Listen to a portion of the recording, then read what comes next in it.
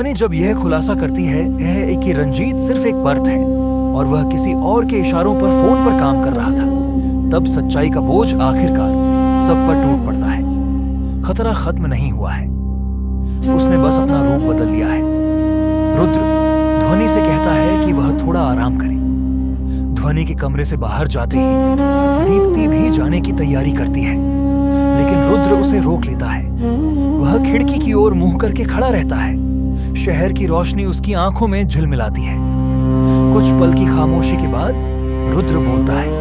वह दीप्ति से कहता है कि रेस्टोरेंट में वह उसे कुछ कहना चाहता था, लेकिन ध्वनि के अपहरण ने वह पल छीन लिया। दीप्ति उससे पूछती है कि वह क्या कहना चाहता था।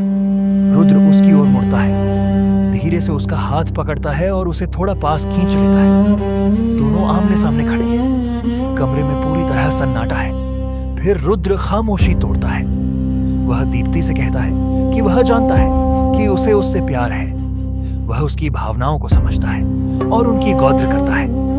वह दोनों हाथों से उसका चेहरा थामता है और धीमे से कहता है, दीप्ति, मुझे तुमसे बहुत प्यार है। फिर बिना कुछ और कहे रुद्र अपनी जेब से एक छोटी सी रिंग बॉक्स निकालता है, उसके सामने घुटनों पर बैठ जाता है। क्या तुम मुझसे शादी करोगी?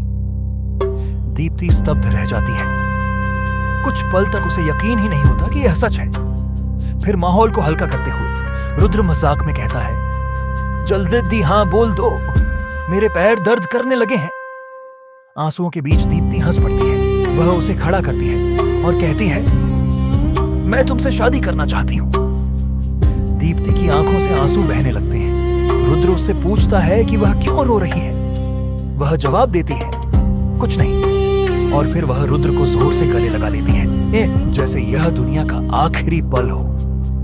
अगले दिन रुद्र और दीप्ति यह खुशखबरी रुशाब को देते हैं। रुशाब खुशी खुशी शादी की सारी जिम्मेदारी अपने ऊपर ले लेता है। 2 महीने बाद रुद्र के पेंट हाउस में दीप्ति लाल जोड़े में दुल्हन बनकर आईने के सामने खड़ी है। ध्वनि उसके पीछे खड़ी होकर उसके बाल संवार रही है। मुस्कुराते हुए ध्वनि कहती है, आज मैं बहुत खुश हूं, लव यू भाभी। कुछ देर बाद रुद्र, दीप्ति और ध्वनि शादी के मंडप पहुंचते हैं। पूरा हॉल फूलों और मालाओं से सजा हुआ है।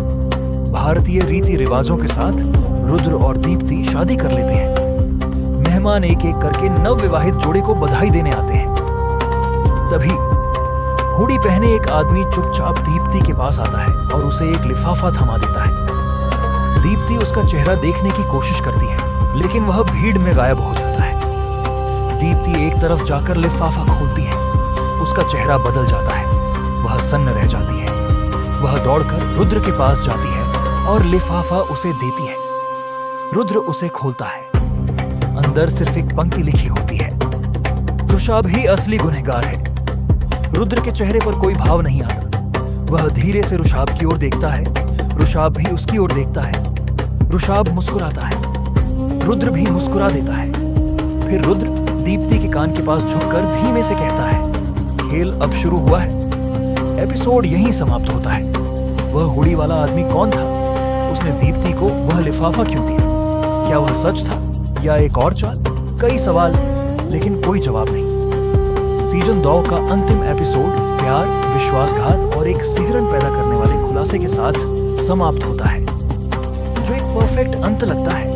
शादी, परिवार का फिर से एक होना और शांति, वह एक छोटे से लिफाफे से टूट जाता है। सच्चाई एक बार फिर दफन होने से इनकार कर देती है। रुद्र और रुशाब के बीच हुई मुस्कान साफ इशारा करती है, असली जंग अब भी खत्म नहीं हुई है, वह अब शुरू हुई है। सीजन 2 कहानी को पूरी तरह पलट देता है।